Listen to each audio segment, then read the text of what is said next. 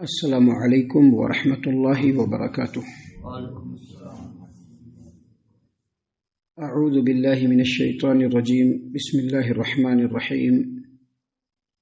انزل من السماء ماء فصالت اودیة بقدرها فاحتمل السیل زبدا رابیا ومما يوقدون عليه في النار ابتغاء حلیة او متاع زبد مثله كذلك يضرب الله الحق والباطل فأما الزبد فيذهب جفاء وأما ما ينفع الناس فيمكث في الأرض كذلك يضرب الله الأمثال۔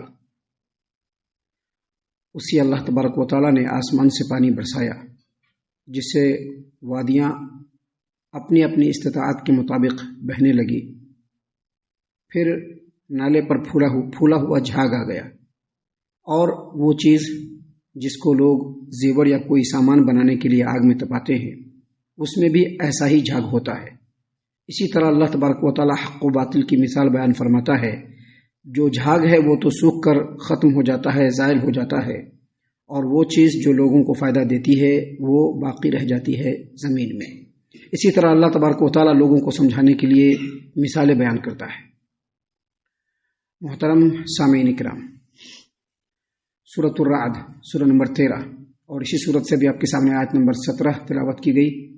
آیت کریمہ کا ترجمہ بھی آپ کی خدمت میں پیش کیا گیا۔ سامعین کرام، اس آیت کریمہ میں اللہ تبارک و تعالیٰ نے بیان فرمایا ہے کہ اللہ تبارک و تعالیٰ جو علم وحی نازل فرماتا ہے، یعنی یہ قرآن کریم یا نبی صلی اللہ علیہ وسلم کی تعلیمات یا وہ تعلیمات جو نبیوں پر نازل ہوئے، ابھی فی الحال اس کی بات ہو رہی کیونکہ یہ جو قرآن کریم ہے اور اللہ تبارک و تعالیٰ کی طرف سے جو نازل ہوئی جو باتیں نبی صلی اللہ علیہ وسلم نے بتلائی ہے وہ ابھی اس روئے زمین پر عمل کے لیے ہے، باقی تمام چیزوں کو منسوخ کر دیا گیا ہے۔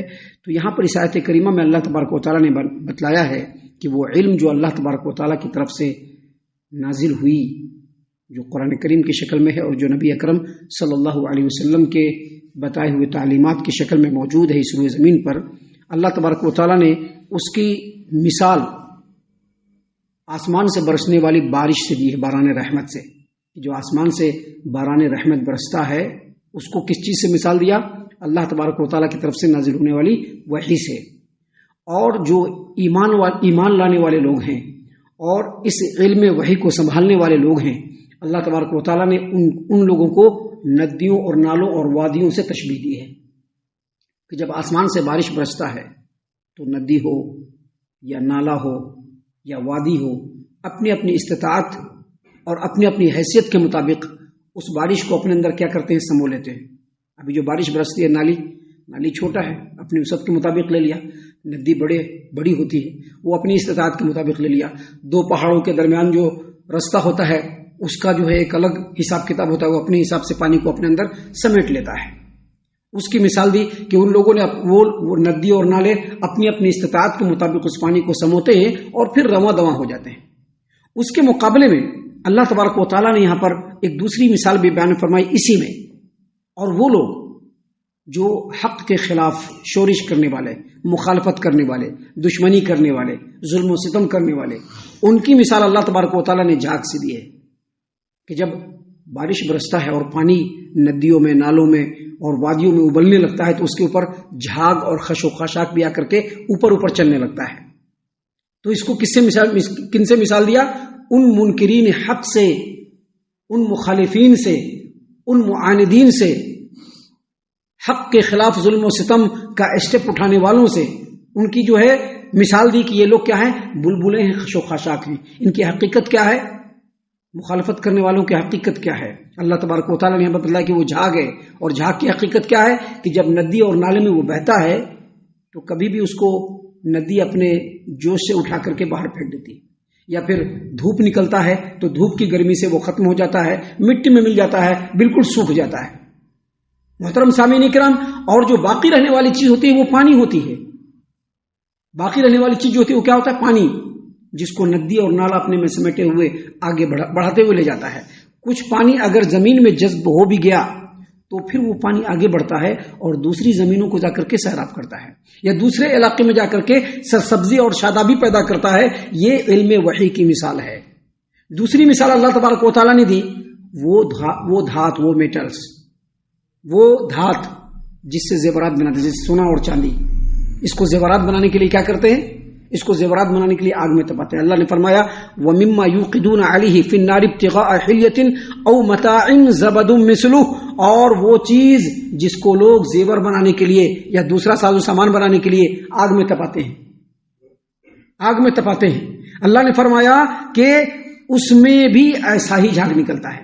یعنی جب اس دھات کو زیور کی شکل میں ڈالنے کے لیے یا دوسرے فائدے کے سامان کی شکل میں ڈالنے کے لیے آگ میں ڈالتے ہیں، اور آگ میں ڈال کر کے جب نکالتے ہیں تو جو کھوٹا سامان ہوتا ہے یا جو دوسری چیزیں ہوتی ہیں وہ بھی کچرے اور جھاگ کی شکل میں اس پر آ کر کے نہ صرف سے کہ چھا جاتا ہے بلکہ چھپا دیتا ہے، اور بعد میں اس کا انجام کیا ہوتا ہے؟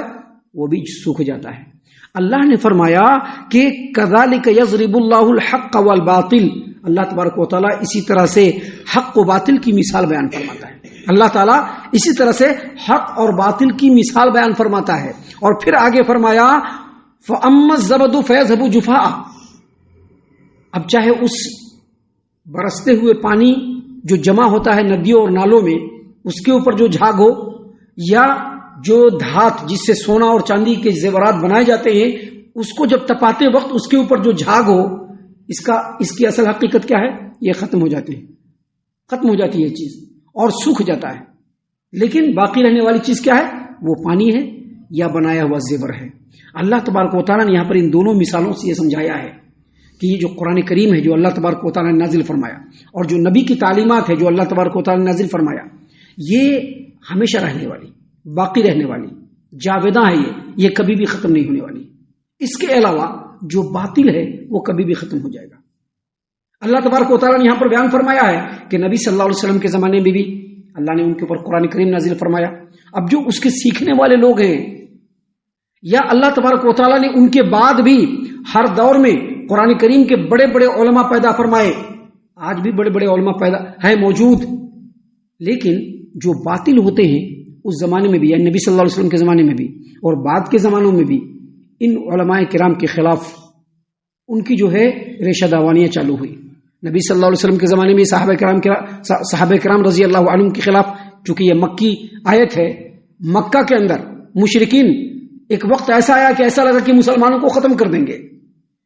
عرب کے اندر ایک وقت ایسا آیا کہ لوگ مسلمانوں کو بالکل نیست و نابود کر دیں گے. بالکل اسی طرح سے جس طرح سے بارش برستی ہے اور ندی اور نالے پانی کو لیتے ہیں تو اس کے اوپر جھاگ چھا جاتا ہے، کچرا چھا جاتا ہے، لیکن بعد میں وہ کچرا یا تو ایسے سٹ لیا جاتا ہے یا پھر وہ ختم ہو جاتا ہے. ویسے ہی ان علماء کرام کے خلاف یا حق کے حاملین کے خلاف لوگ کھڑے ہوتے ہیں، ان کو نیست و نابود کرنے کی کوشش کرتے ہیں. ایک وقت ایسا آتا ہے کہ ایسا لگتا ہے کہ ان کے اوپر چھا جاتے ہیں، لیکن اللہ تبارک و تعالیٰ انہی حق کے داعین اور حاملین کو جب توفیق دیتا ہے اور جب وہ لوگ حملہ کرتے ہیں یا وہ لوگ ان کے اعتراضات کا دندانے شکن جواب دیتے ہیں تو باطل بالکل ختم ہو جاتا ہے اور حق بالکل نتھر کر کے سامنے آ جاتا ہے. یہی بات اللہ تبارک و تعالیٰ نے اس آیت کریمہ میں بیان فرمائی اور کہا کہ کذالک یضرب اللہ الامثال، اور اللہ تبارک و تعالیٰ ایسی ہی مثالوں کو بیان کرتا ہے تاکہ لوگ سمجھ جائیں اور جان جائیں کہ یہ قرآن کریم اور اس کی تعلیمات بالکل برحق ہے جو ہمیشہ رہنے والی ہے. اس کے مقابلے میں ان کے مخالفین اور معاندین کبھی بھی اس روئے زمین پر ہمیشہ نہیں رہ سکتے. اللہ تعالیٰ ان کو مٹا دینے والا ہے.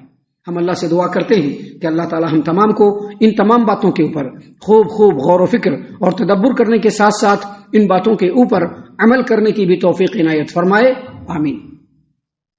اللہ تعالیٰ ہم تمام کو صحیح معنوں میں پکا سچا مومن مسلمان بنائے. اللہ اور اس کے رسول صلی اللہ علیہ وسلم کی اطاعت و فرما برداری کرنے والا بنائے. صحابہ کرام رضی اللہ عنہم کے طریقے پر چلنے والا بنائے. جنت الفردوس میں جگہ عطا فرمائے. اے اللہ ہم تمام کو جہنم سے پناہ دے.